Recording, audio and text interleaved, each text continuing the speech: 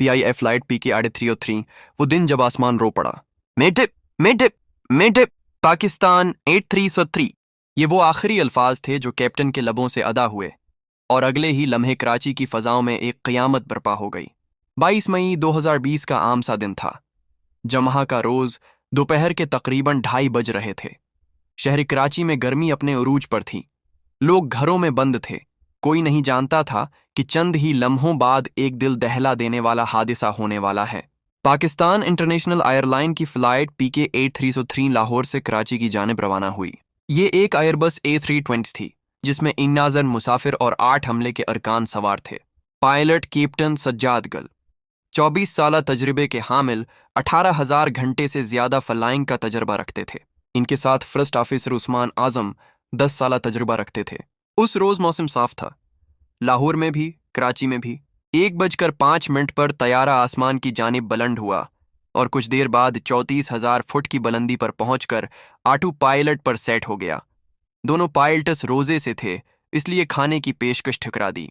42 minute बाद जहाज़ नवाब शाह के मकाम पर पहुंचा, जहां से कराची कंट्रोल टावर से राबिता कायम होना था। आमतौर पर इस रोड के 3 रास्ते होते हैं, नवाब शाह 2A, 2B और 1C। लेकिन उस रोज़ कैप्टन ने शॉर्टकट लेने की इजाज़त मांगी ताकि सीधा मुकली के रास्ते से कराची पहुंच सकें। कंट्रोलर ने इजाज़त दे दी, मगर कैप्टन एक अहम गलती कर गए। उन्होंने ये नया रास्ता फ्लाइट कंप्यूटर में अपडेट नहीं किया। जहाज़ समझ रहा था कि वो लंबे रास्ते पर है, इसलिए आहिस्ता आहिस्ता नीचे आ रहा था, लेकिन हकीकत में वो मुख्तसर रास्ते पर था, जहां उसे बहुत तेज़ी से नीचे आना चाहिए था। इसी वजह से जब जहाज़ मिकली के मकाम पर पहुंचा तो उसे 7,000 फुट पर होना चाहिए था, मगर वो अब भी 10,000 फुट की बुलंदी पर था। कंट्रोलर ने फौरन पायलट को वार्न किया, आप बहुत ऊंचे हैं, क्या आप सर्कल करके नीचे आना चाहेंगे?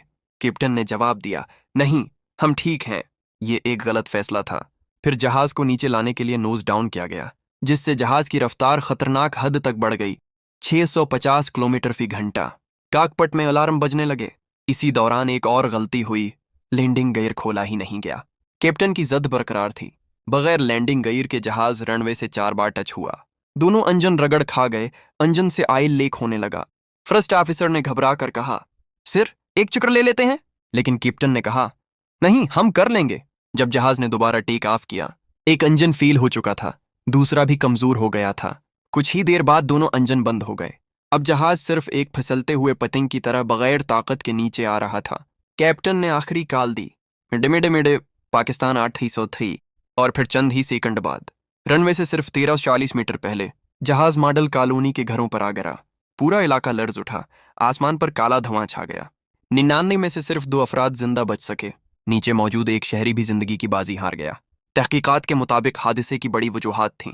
एक पायलट का बार बार ज़ाबितों की खिलाफ वर्जी करना, 2 एयर ट्रैफिक कंट्रोलर की गफलत, उन्होंने पायलट को नहीं बताया कि लैंडिंग गियर बंद है। 3 दोनों पायलट्स रोजे से थे, जिसकी वजह से जिस्मानी और जहनी थकन मौजूद थी। हादसे के बाद हुकूमत ने रोजे की हालत में फ्लाइंग पर पाबंदी लगा दी, और सबसे चौंका देने वाला इंकशाफ ये हुआ कि PIA के 40% पायलट्स के लाइसेंस जाली निकले।